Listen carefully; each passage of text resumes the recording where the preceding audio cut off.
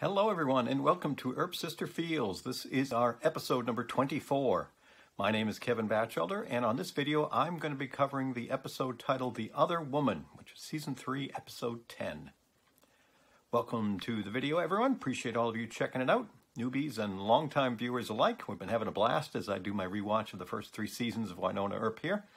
Leading up to Earp Expo coming up in less than 2 weeks. In New Orleans, going to be a blast there, seeing a bunch of Earpers and many of the Wynonna Earp cast. Can't wait to moderate the Earp Sister panel with Mel and Dom. Very exciting, looking forward to that. So appreciate all of you checking these out. For the first couple of days after I release these, you can leave comments and be included in the final video. In case you're someone who's new to all of this, down below you'll see a button that says record or reply. You don't need a special app. All you need is your smartphone. Tap there, you can record a video, play it back, make sure you like it, and then save and send it off to me. And then after that, approximately 48 hours, I close it up and release all of the comments in mine to video on YouTube. So it's been a blast here, and we're getting right down to the end of Season 3, aren't we? Well, we've talked about how the the last 4 episodes or so that we've covered have not had a ton of Earp Sister content, you know, the 2 of them only in a scene. But boy, do we make up for it here, and boy, will we in the last couple of the season. So let's jump right in here on this episode. I do have to start off by just saying, you know, again, I can never thank our showrunner, Emily Andrus, enough for naming a character after me, and not only a character, but a pivotal one, and one played by the lovely Anna Silk. So that'll never get old. I'll never be able to finish pinching myself that she was so gracious to do that. So if I seem like I'm grinning a few times when talking about Kevin, you folks, you know, if you're longtime watchers of the show, you can understand and you know why. All right, we have several scenes with the Earp sisters. Let's kind of go through them. Very early in the episode at, you know, the BBD offices, we've got Bobo there in his terrarium, or his box, if you will. Quick scene with Wynonna and Waverly when Waverly has to go off to take care of something. You know, Waves is the one, because Wynonna's still a little bit down at this point, telling her that she is the heir and that, you know, we're all counting on you. And this is the first time of several where Wynonna will say in the episode, yeah, well, being the heir sucks balls. So good one to kind of start off there. We then have the scene with them in the kitchen at the homestead when Kevin has shown up. You know, Kevin asking Waverly if she's the sister, and Wynonna saying again that being the heir sucks balls. So that's going to be a theme throughout this one. So that humor is going to balance some real emotion coming up. You know it. And Kevin starts playing out this story about how she is kind of just part of the observers and can't do anything, but talking about the fact that there is a weapon and Champion needs to wield it. They talk about needing to go to that mine, very you know, unsafe to do that. Again, they both are together to do it, but Wynonna's the one again who wants to kind of protect Waverly. Again, calls her baby girl there. But that's when Waverly's like, no, we're doing this together. Complete with the ride or die that we all love to think about there. And then when they get to the mine, you know, we see them go to the mine there in the truck. And they're outside trying to figure out what's going on, and we see, you know, one-arm Clint, who is now turned into two-arm Clint, come out of the mine, and they're trying to figure out what they're going to do. It makes some really fun exchanges between them in terms of what's going on. You know, Waverly sharing some information about who he is and all that's going on. She does such a good job with the history stuff. And Wynonna just kind of wondering what they're going to do to get that away from him so they can get what they need, you know, per Kevin's request, if you will. So it's some good stuff. I mean, they don't know what to do. He's radioactive. Wynonna basically keys him with the key, but she gets burned, passes out. They have to kind of get away from him. They're only a few steps ahead, kind of limping along, wondering what they're going to do. Typical, oh my goodness, what can we do? Trying to find something, and they realize that the Gardner house is nearby. That's probably their best shot. So I love how they decide to go there. Such a great scene when they run into, you know, Mercedes, who's back to being her old self, thanks to Waverly. And I'm wondering what they're going to do when Clint shows up. They have no idea. Both of them start to get kicked across the room before Waverly finally figures out that, you know, whatever she does with her arm, Clint's going to do. And the whole comment about it's like playing Wii and that she's really good at Wii is just hilarious. Dom does such a wonderful job with that. And then, you know, uses it to choke Clint. And then they have so much fun pulling the arm off and giving each other the high five. And basically when Kevin shows up being very, hey, we did it, you know, Wynonna thinking, okay, there you go. That's what you told me to do. That means I'm the champion. What are we going to do? And then the curveball when Kevin says, no, Waverly is the champion. Wow, didn't see that one coming. More backstory from Kevin about Juan Carlo and her dad protecting the garden and all. But then the emotion is going to start to hit, isn't it? As we move outside with Kevin getting ready to leave. And then Wynonna's like, okay, what does this all mean? What do we do? And Kevin talking about, yep, she just has to take her place, her dad's place. That'll protect the garden. We'll be fine. And then Wynonna's like, nah, it's not that simple. What does this mean? And then the bomb is dropped. Yep, we'll protect the world, but she'll turn to stone. And instantly, Wynonna is not going to accept that at all. Nope, not at all. That won't happen. Even Waverly's a little like, I'm not so sure I can do this. I just absolutely love how defiant Wynonna is right in that moment in terms of, we're not going to do that.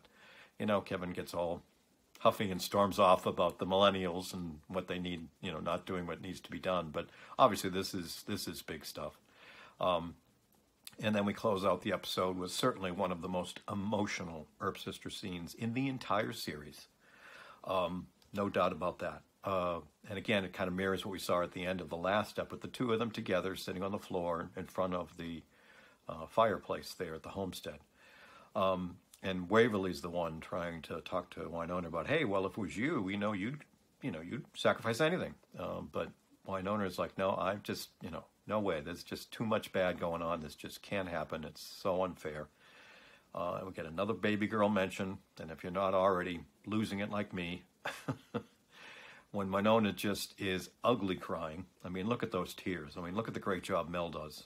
And when they just tap foreheads, man. Wynonna's saying that the only thing that keeps her going is Waverly. I mean, what more do you need there? I mean, their relationship and what it means to the show and to all of us is just so amazing. And then it's Waverly, as they pull in the close-up that says, being an Earp sucks balls. That is just so powerful. And so much emotion there. So wonderful stuff. And we've got even more to come in the next couple of episodes, the final 2 of season 3. So looking forward to getting there. I hope you folks are enjoying this as much as I am. I am very much looking forward to getting some feedback and some comments.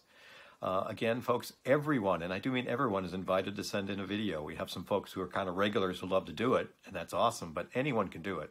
If you want to send something in, I'd love to get it. And if you're not a video type, totally fine too. Share some comments just on Twitter. That's great too. I love to read those. So again, appreciate you all checking in. We're having a blast here. Fighting hard in our fight for Wynonna. We will eventually win. I am certain of it. So keep at it. Stay strong. And I hope you all take care. Hey guys, just jumping in here quickly to talk a bit about 310. But before I start, I want to mention my favorite line from the episode that I think speaks very highly to what Kevin's been doing here with the Earp Sister videos. And that's the line, "I'm Kevin and I'm going to help you save the world." And so I really love that because I think that really encapsulates what Kevin's been doing with these Earp Sister videos and how great they've been over the very, very long hiatus that we've been having from the show. So thank you, Kevin, as always, for all these videos. As Kevin said in his video, it's really nice that the writers give us all these light sort of Earp Sister moments in the beginning of the episode because they obviously knew what was coming later. I really liked a lot of the scenes that have Waverly and Wynonna just kind of riffing off of each other in a fun way. Whether it be the ride or die stuff, the we stuff, once they have the Revenant, and all the stuff with Mercedes. It's just really nice to see them sort of have the light and fluffy stuff before, obviously, the heavier stuff comes at the end of the episode, which I can't help but say, even though I want to cry every time I see it, it's probably my favorite part of the episodes. I think for this episode, what's most important here is like the idea that Waverly is the champion and she's the one that's going to have to sacrifice herself to save everything, and how much it affects Wynonna, and how Wynonna has always been like, no, this is a burden that she carries, and Waverly can't ever sort of take something like that on. It's not fair. And one of my biggest or moments that makes me the most emotional is the line that Waverly delivers, or Wynonna delivers, that's about her destiny and how her destiny can't be this cruel to her. It's the way Mel delivers that line and the way Dom is in that episode as well. It's just, I know I say it and I'm a broken record over and over again, but the two of them are incredible together. And in this scene, it's just even more obvious how amazing they are together, especially, even Mel's tears as they're sitting there and she's just, saying basically how this really sucks and that she can't let Waverly do it. It's not fair. And I just, it literally gives me chills every time, that entire episode. And I think it comes down to it too, where like Waverly is just like, being an Earp sucks, and just finally feeling it on her side. Wynonna's always felt it with everything going on with the curse and stuff, and now that Waverly has to get involved, it's just like almost too much for Wynonna. She can't lose the one person that is hers. I also can't help but get Frozen feels with the two, especially, the fact that Waverly could turn to stone when this is all over, and how Anna and Elsa deal with it, and Anna turns to ice. It just made me very fearful the first time I watched this, that they were going to go the Frozen route and then it was actually going to happen and she was going to turn to stone.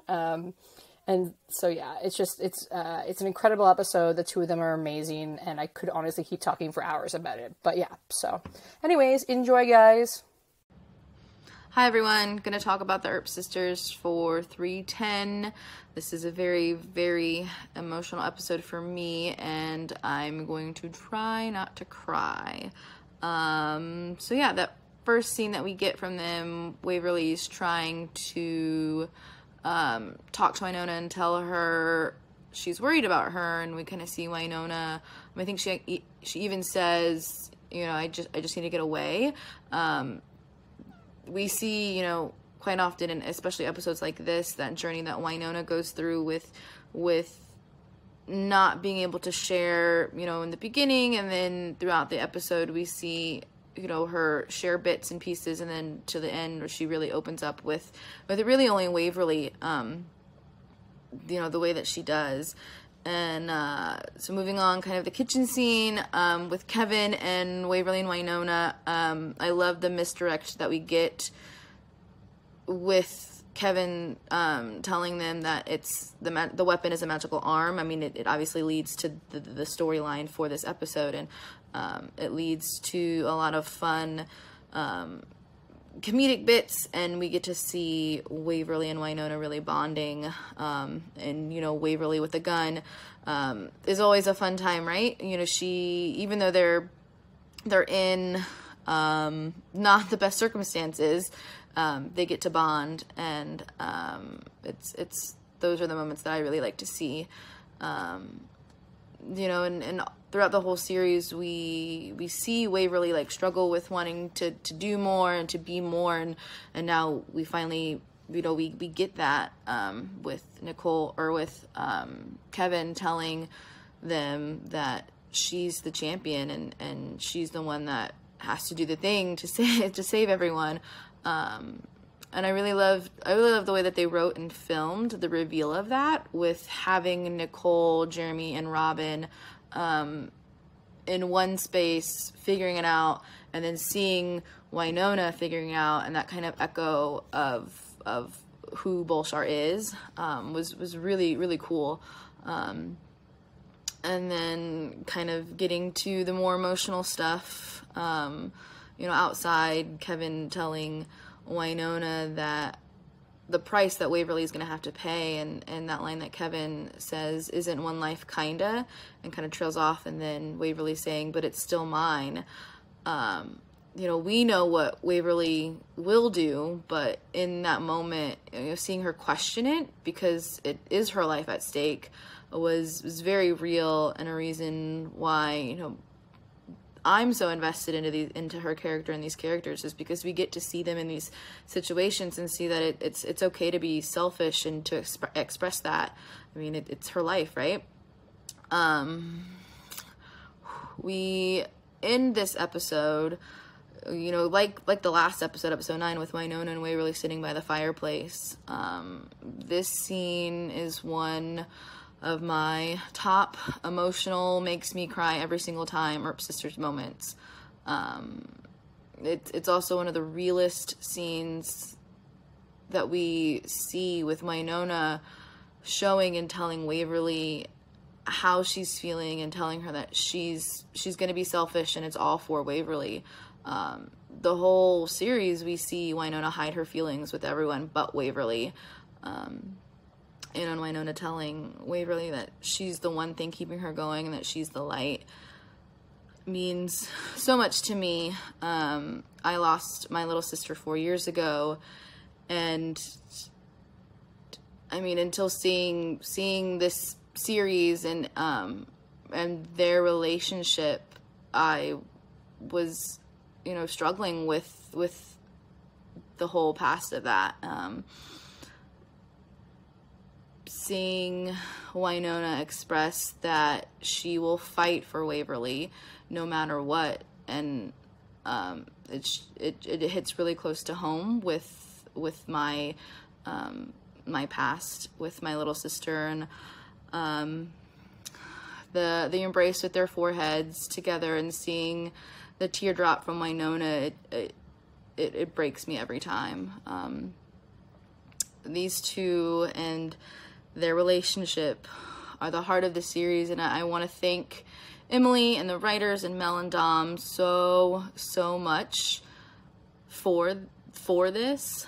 I absolutely cannot wait to meet them and everyone else at Expo. 1 week, right? So yeah, bye. Hi everyone, Terry Ann here for another Earp Sister Feels video, and I'm going to be talking about episode 310. So in the first scene with the sisters, we have Waverly checking in on Wynonna, and I love seeing the growth in their relationship, where Waverly is clearly telling Wynonna how she feels and is telling her that she's worried about her. And we see some great open communication between the two of them, with Waverly asking Wynonna where she's going, and Wynonna telling her that she doesn't know, but that she just needs to get out of that space. And instead of Wynonna being vague or elusive or withholding information, she's just being honest in her response about not really being completely sure where she's going. And it's also really cool to see Waverly reassuring Wynonna and validating her in a way that is meaningful specifically to Wynonna. Waverly knows that Wynonna feels a big sense of purpose from being the heir and protecting everyone. So she tells her that she reminds her that she's still the heir and that they're all counting on her.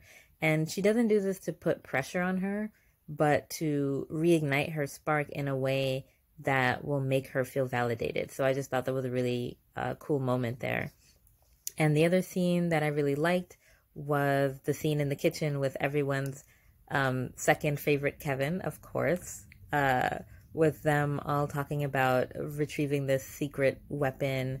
And we have that great back and forth between the sisters where they're talking about the right-on flamethrower with the cup holders and the hula girl on the dash. And it was just a really funny moment with some great humor.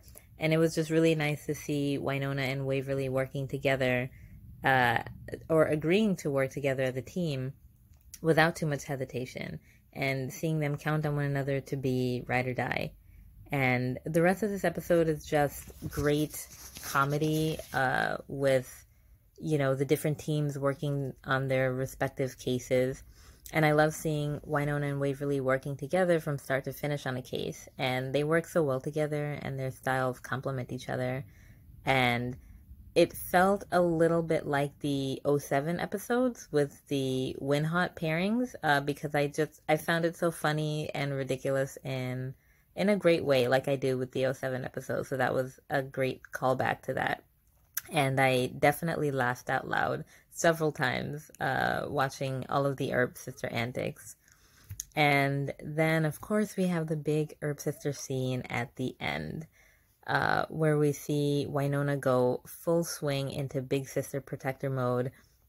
And there is absolutely no way that she is going to sacrifice her baby sister. That is just not even an option on the table.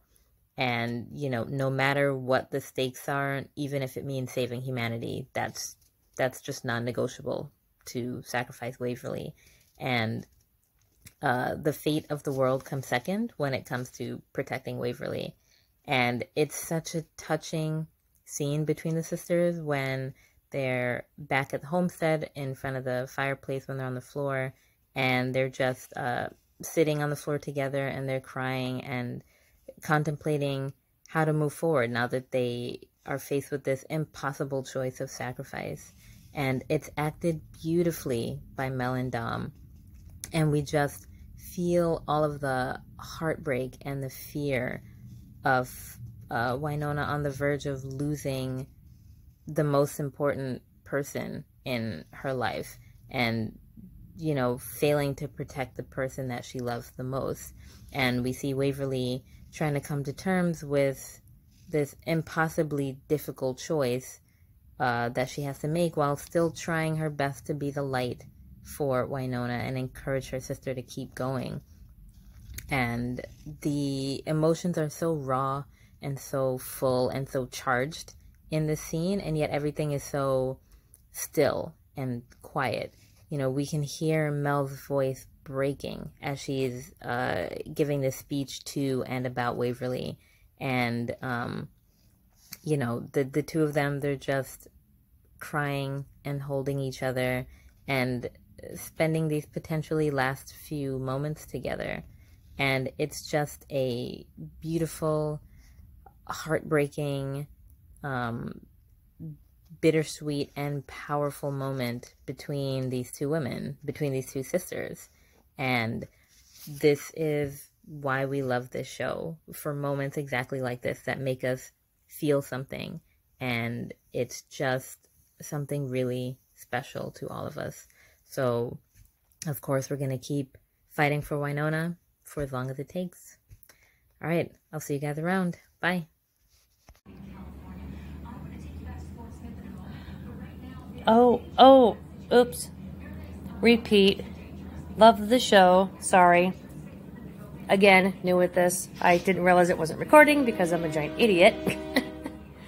I don't usually get emotional during these because I get so sucked into the show that I don't cry over much, but enjoyed it. All wrong. Yes, I know. But I love the Wii reference. That was cute. I'm like, and how is Waverly going to operate that arm? Well, let's just punch the crap out of him and choke him, as you say. But good episode, good show, good season. Loved it. My mom is now getting into it also, which is great. Yeah. Finally got her into that. Woo! She loves it, Yeah. as do I, as I've said. And there you go. Hopefully the new season will start soon. That would be wonderful. So there you go. Hopefully that's good. You can actually see my beautiful face. Yay. Instead of the top of my head. Hello. Hey guys, just thought I'd share a couple of thoughts I had about some of the less heavy elements of this episode, but that I found interesting as an older sibling of 5 younger siblings. I really enjoyed the way that they take the personalities of both Waverly and Wynonna and sort of display how they're contrasted in this episode with just the outfits. Waverly being in all the flowers and white, and Wynonna still having the leather and dark colors. And I just think that's really interesting because I've seen that in all of my sisters as well, and my brothers, and just that someone's personality can be seen so quickly in a moment like that. And then the way that they both react to Kevin's suggestion to have a pickle, where Wynonna's like, just ignores the suggestion entirely, and then Waverly's taking these tiny little bites, and I've never seen anyone eat a pickle quite like that, and I don't know why that was so entertaining to me. And I think this is also the first time since the second season where Miction and all that stuff's going on with the goo, where both of them are almost completely unaided by any special abilities or powers, and the ring doesn't really count here, I don't think, because Waverly doesn't know how to control it or whatever she says. But seeing the natural balance of those two, just approaching a problem together with whatever they have at the moment, is something that I think is super important and really true to real life and situations that sisters or siblings of any sort would face together. Just like, this is what we've got, so this is what we're doing. And then within that, Wynonna being the protector, being told that she has to, or thinking she has to, defend Waverly for her whole life up to this point, and then suddenly having that power completely taken away and almost not needed because Waverly's come into her own. I don't know, that just really struck me, obviously, watching this, and I totally get the element in that relationship and like the dynamic between those two, where you like that moment where you realize that your younger siblings are actually able to do this without you, and they are fully capable, and it's kind of a weird mix of like excitement and being proud of them, but also like not knowing how you're gonna deal with the fact that your role is totally changed in their lives. So yep, there's lots of other stuff in this episode, but those are the things I thought about most. Hello, Jill here.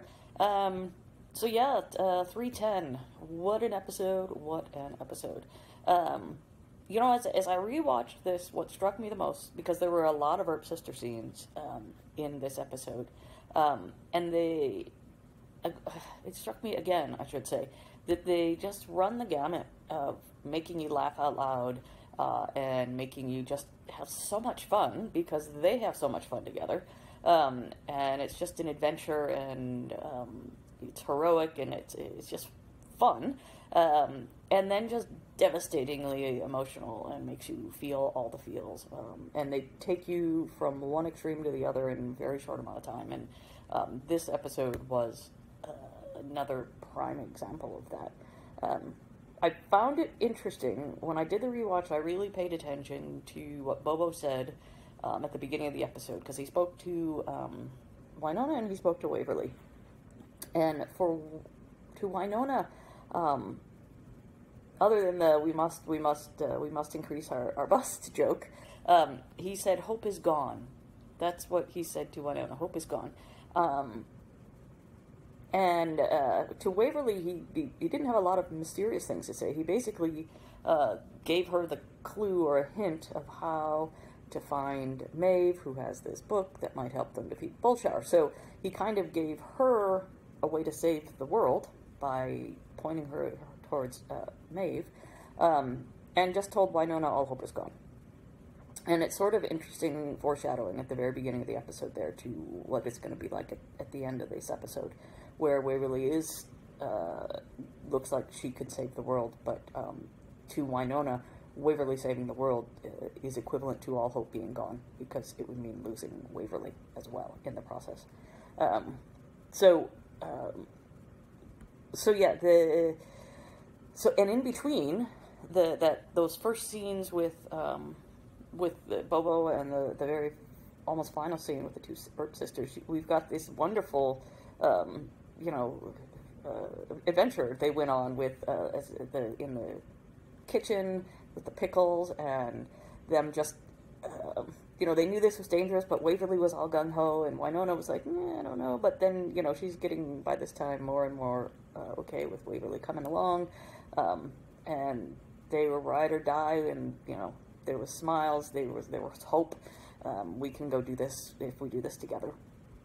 And then they had that slow motion chase by Clint after they got radiated, and then now they're in the Gardner house, and yanking off this guy's arm, and again laughing and having fun and high-fiving, and again it's this, we can do this, and it's fun because we're in this together, and we're gonna defeat whatever they throw at us.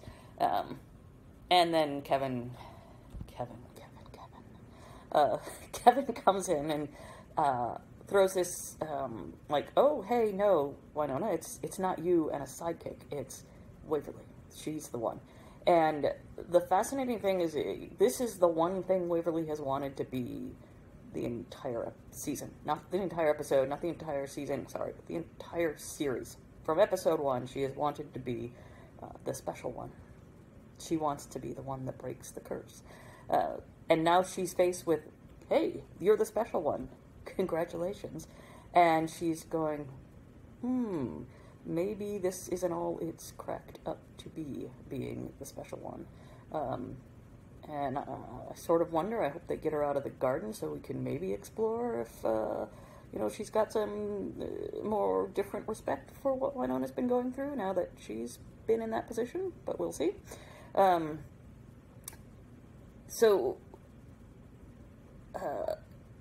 I thought outside when they were talking to Kevin, and Kevin, said, yeah, she's going to have to die. And she said, I don't think I can do this. And Kevin went low blow and said she expected more out of Waverly. And what's more, her father would have expected more out of her. And again, Waverly's got this entire lifetime of wanting to have pleased her father, thinking Mord was her father, and never being Daddy's favorite. Never, Daddy never even knew her birthday. And she always sort of wanted to please her daddy. And now she's got a different father, and